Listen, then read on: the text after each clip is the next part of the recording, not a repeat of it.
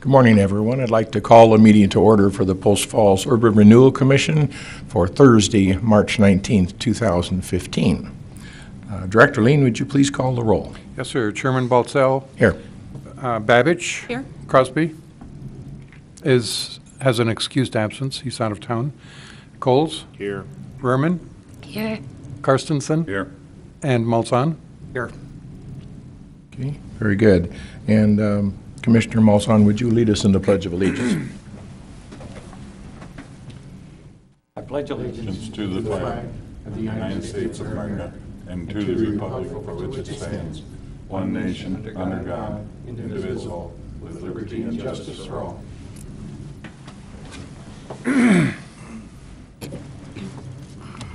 Okay, again, good morning, everyone, and we'll move right into the agenda. Are there any ceremonies, appointments, or announcements that need to be made at this time? I see none. Are there any conflicts that need to be disclosed by any of the commissioners on anything that's on today's agenda? Seeing none, let's move right on to the consent calendar. Director Lean? Yes, good morning, Chairman Baltzell and Commissioners. The first item on your consent calendar this morning, item A, is the Finance Committee minutes from February 16th, 2015. The next item B is Commission meeting minutes from February 19th, 2015. Item C is the Commission workshop minutes from March 11th, 2015.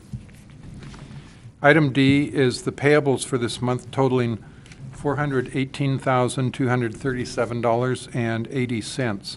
The payables include a pay request number 8 for R.L. Wadsworth on the Greensferry Overpass for $331,156.27, and also payment to JUB Engineering for $46,678.75. That is also on the Overpass project. Item E is the bank activity report, and that shows total funds in all accounts of $4,144,439.64, and also accrued interest for the month of $933.23. Item F is the financial reports as of February 28th, 2015. Those are printed from our in-house QuickBooks program on the accounting system, and they will be posted to our website. On the financial statements, I would note that on the profit and loss, the second page, under district payments, that amount of $2,951,761.19 includes semi-annual reimbursements to our district proponent developers. That was the payments, the reimbursements total $631,949.70. And we had total expenses for the Greensferry Overpass of $2,311,561.49.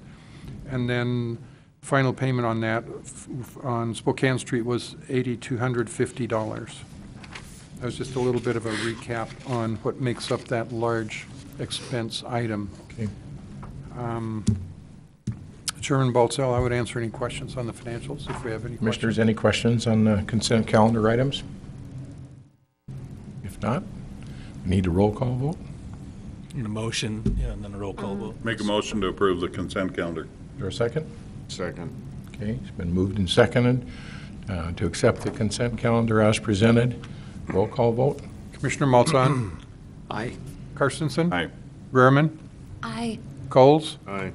Babich. Aye. And Baltzell. Aye. Motion carried. Okay, thank you. Committee updates. Finance and Policy. Commissioner Crosby is not here. Is there anyone from Finance and Policy that had anything they'd like to report back to this morning? Nothing at this time. Pardon me? Nothing at this time. Okay, thank you, Paula. Okay, District Review. Nothing to report. Okay, I know you're working on a couple of them, so that'll be coming down the road. Communications, Property, and Personnel, Commissioner Carstensen. We have nothing now, but after reading through the minutes, it appears that we're going to have a personnel meeting regarding some of the changes from when Tom and Diane went from contract to W-2 employees, because there appears to be some differences on the vacation schedule, or did that all get worked out? Yes, Commissioner Carstensen, when we had the Finance Committee meeting, we reviewed and approved changes in some of the policies. One of those policies concerned the amount of vacation to be accrued for staff. So there was a change in that, and if Personnel Committee would like to meet and review that, would be appropriate. Okay, we'll do that. That would be very timely, too, because I believe it's next month or the following month, we're going to be doing, at our workshop, reviewing all of the policy changes that are being recommended by the Finance Committee and Policy Committee, and so your input on that would certainly be timely. And our 2016 budget process is going to be coming up fairly soon. Mm-hmm. Right. Okay. Very good. Thank you. Citizen comments. This section of the agenda is reserved for citizens wishing to address the Commission regarding an agency-related issue. Comments related to future public hearings should be held for that particular public hearing. Persons wishing to speak will have 5 minutes. Are there any citizens in the audience that would like to speak at this time? Okay, seeing none, we're going to move on to unfinished business. Greensferry Overpass to start. Director Lean. Yes, Chairman Baltzell and Commissioners, just an update on the Overpass project for the month. Our current month expenses were $448,832.28, and the total project cost to date is $5,695,577.14. Regarding schedule, the contractor, R.L. Wadsworth, is completing the columns on the north abutment. They're doing clearing, excavation, and backfill. That's been completed on the south abutment. 6 of the girders, actually more than 6 now, have been fabricated off-site at Central Premix in Spokane, and the remaining girders are scheduled to be completed by the middle of April. They will start placing those girders on the columns in the last week of April and run into the first week of May. That's going to be an interesting process, and somebody mentioned the other day at a meeting, maybe we should sell tickets for people to go out and watch that. But it will be an interesting process. Yes. The utility companies are continuing their relocation activities and have completed a bore under the freeway. As the right-of-way acquisition activities continue and are completed, the utility relocation work will also be able to continue.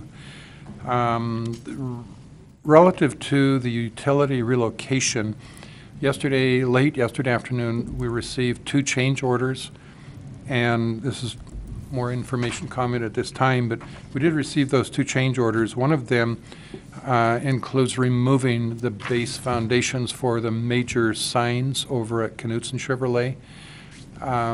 We're working with the contractor and the dealer on what we call the cost to cure, the cost that we will reimburse them for having them do the work on site.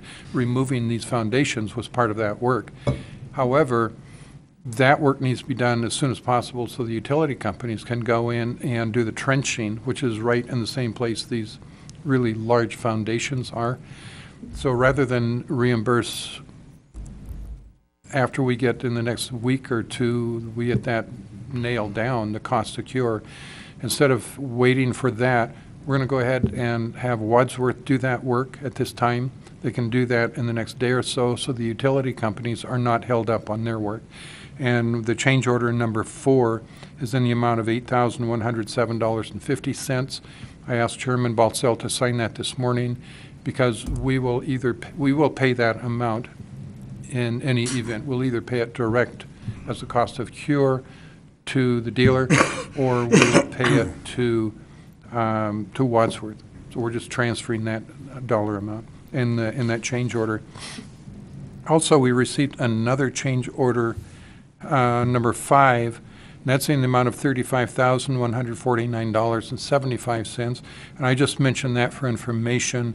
It includes the additional turn signal heads at the Celtice intersection and Mullen intersection. Because of the amounts in detail, that will be brought to the April workshop for review and discussion. And no action is necessary today. I just wanted to let you know that we got those late yesterday and they're in process. So the utility relocation for the whole project continues. We're making good progress. We're stumbling a little bit on a couple of issues, but that's normal in this type of a project. Last item I have on that is on Spokane Street status discussion.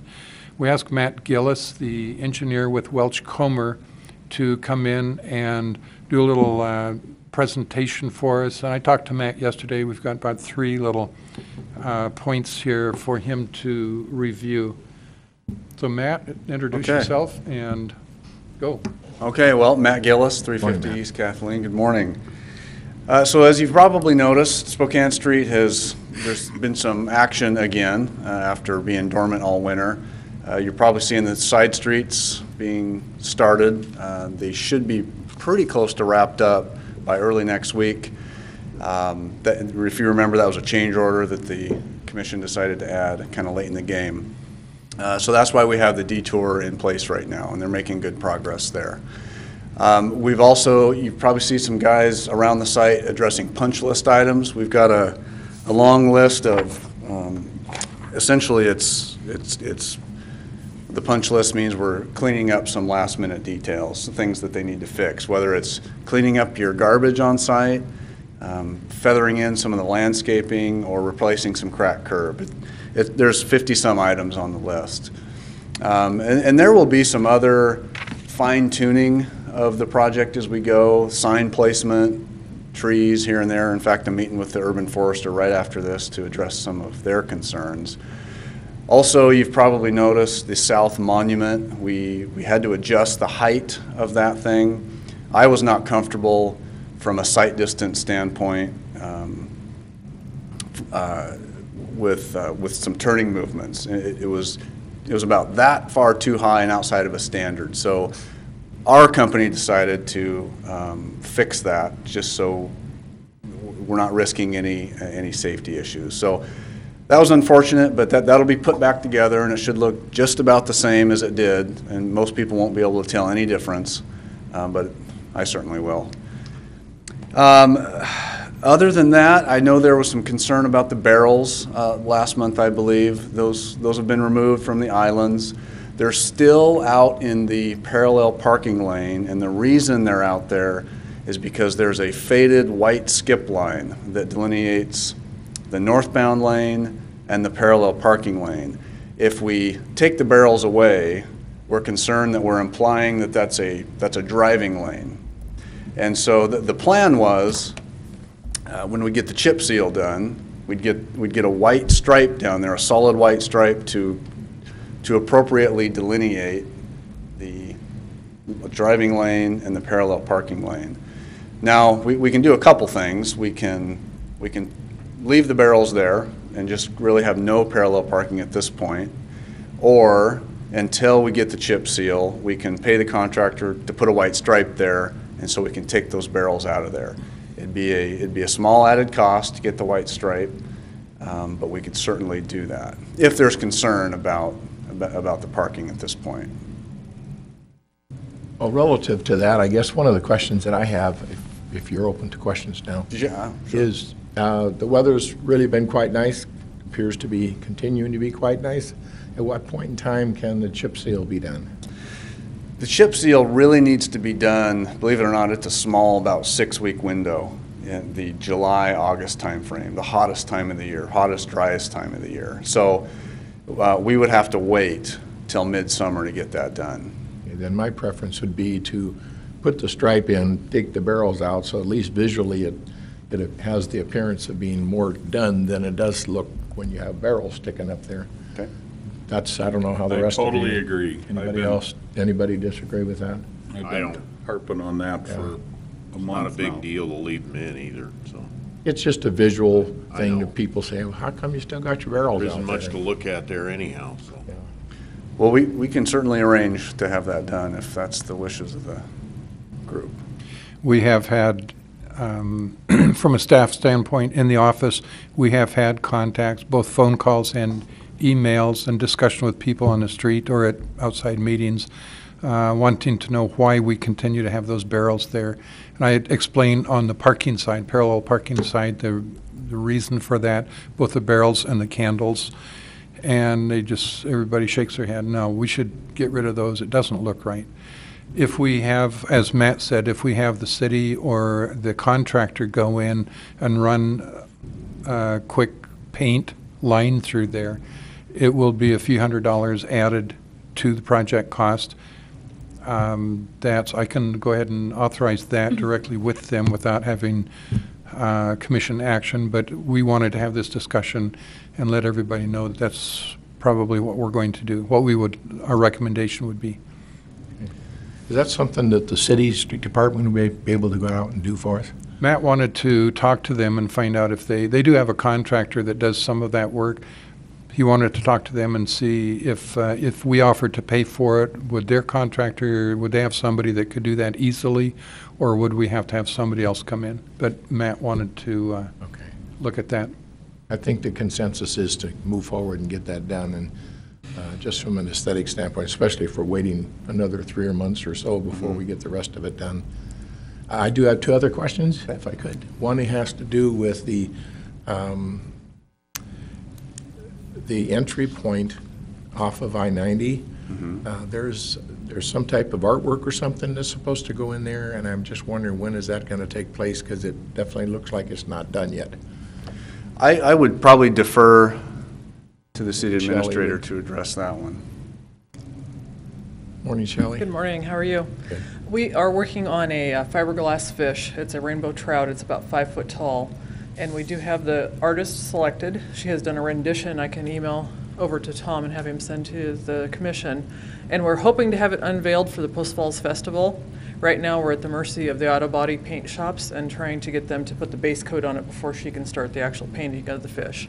Okay. So our plan is the second week in July, it would be, that we're trying to have that in place. Okay, great, thank you. Thank you. And then the second piece of that is the barriers, the pedestrian bicycle barriers that are supposed to be going up. When will they be done and installed? River City Fabrication is in process right now of fabricating those. They're being built now. They should be done. They have to be powder coated. There's 9 sections, 10-foot rail sections that both City Council and Commission have looked at and basically approved the whole thing. They should be installed probably in the next week or so. Okay, So we will see that out there. good, thank you very much. Commissioners, any other questions for Matt? There is one more item that I think Tom wanted to talk about, which is the Avista plan, and it's related to the chip seal. It's the Avista plan to cross the river with their gas line. If we chip seal this summer, there is a chance that when Avista comes through, they're going to lay their big steel pipe in the street for a while. It could potentially damage some of the chip seal. It would have to be repaired. I don't think it'd be at the URA's cost, but it would have to be repaired. So I think the city was suggesting, well, maybe we hold off on the chip seal until 2016 after Avista has come and gone, after their work's done. Disadvantage there obviously is we don't get the finished look of Spokane Street. In other words, the roadway surface doesn't look black. But we do avoid having to redo some of it potentially. So I think there's going to, and I don't know if the city has spoken to the commission on these options yet or not, but I believe it came up last month. Is that right, Tom? Yes, I was contacted by city engineering staff, and we had the discussion regarding that.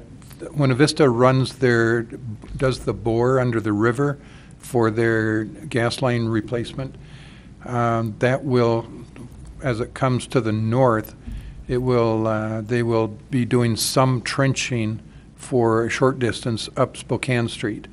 I think up about to where the road goes down into the landing, into the condos, about up to that point.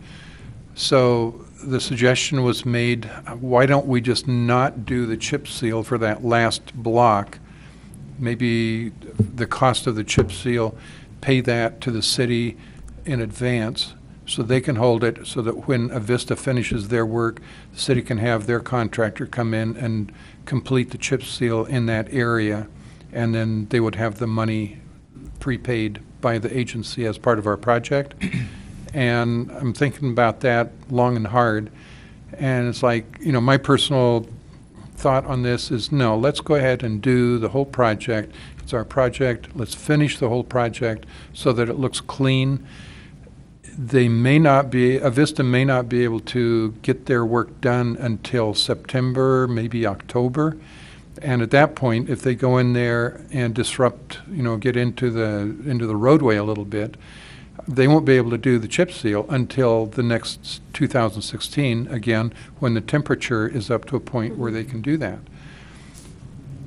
I don't think that some minor, if they have to go in there and do the work in that area and it looks bad, you know, they've disrupted, they've dug it up, and then they patched over it, but it doesn't look as real clean. It's going to be over the winter at that point. It was a tough discussion that we had, and I just thought that we needed to have that have the commission made aware of that is an option that we need to look at. Do we want to finish the whole thing, make it look clean, and then if Avista needs to go in, at this point, we don't have their plans and the footprint of how far they need to disrupt the road and to what degree. We don't know that yet. So it's like, I don't want to put off the project that far, just for maybe a small piece of work. Okay. Commissioners, comments? I agree with Tom. I think we gotta Get her done. get her done, yeah. Anybody I think think differently? that also, back to that, painting that white line, I'd like to see that done by this time next week. I think that those barrels out there makes it look like Hilliard, you know, I'm sorry, Hilliard, but it just looks like Hilliard, Montana, right? Montana, right. It just looks like, well, we got this far and we just haven't got around to finishing it. Okay. Anybody else have any comments? I tend to agree with that as well. We need to finish our project, and then if they do something later, who knows, maybe they'd end up putting it off a year for funding reasons or who knows what. I think we need to give the community the visual that the project is done, and if something needs to change down the road, it'll explain itself.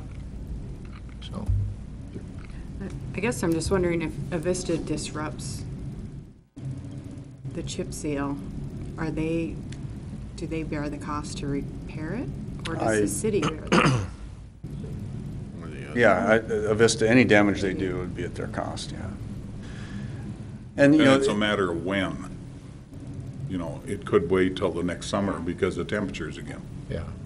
And if we don't finish it now, it's just that much longer, and people have the visual that we never finished the project. And we've let it go long enough now. We need to get her done, I think, and give them what they deserve. So, sounds like you have your marching orders there. okay, and there are a couple of blue lights that had burned out. The contractor's been made aware of that, and replacements are en route. So I know that was a concern of some folks. All right, very good. Thank you, Matt. Thanks, Welcome. Matt. Thank you. Appreciate it, and thanks, Shelley. If, Mr. Chairman, if I could, I'd like to back up to the previous comment that Director Lean had on change order number 4. You look at that number of $8,107.50, and it looks like a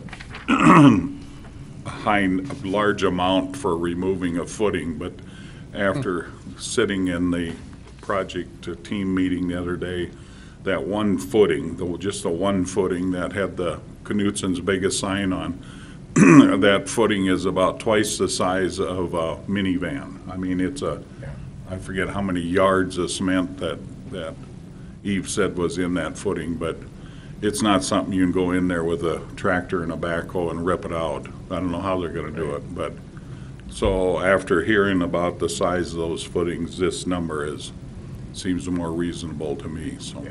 And I've seen the new one that they poured to move the sign to, and it's huge. Yeah. So I know what you're saying is correct, so. Yeah. Thanks. Any other comments on the unfinished business?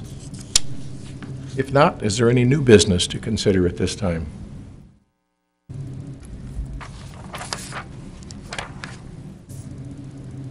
I don't see any new business coming up, so at this time, we'd like to, I would entertain a motion to move into executive session as scheduled on the agenda. Mr. Chairman, I move to enter executive session for the following purpose pursuant to Idaho Code Section 67-2345, subsection F. Excuse me.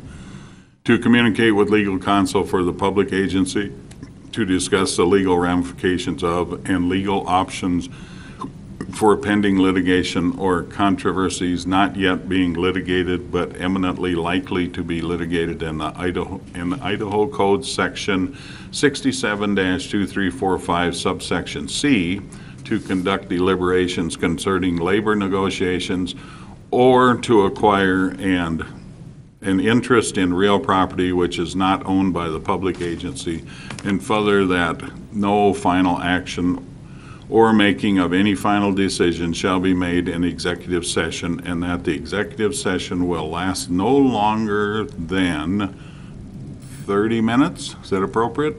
30 minutes. Okay. Second. Okay, there's a motion and a second to go into executive session. We need a roll call vote. Yes. Behrman, Aye. Coles, Aye. Babich, Aye. Baltzell, Aye. Carstensen, Aye. and Melton. Aye. And we would start at 7:26. Okay. And any of you in the public that would like to either stay or come back for the remainder of the agenda, you're certainly welcome. Thank you.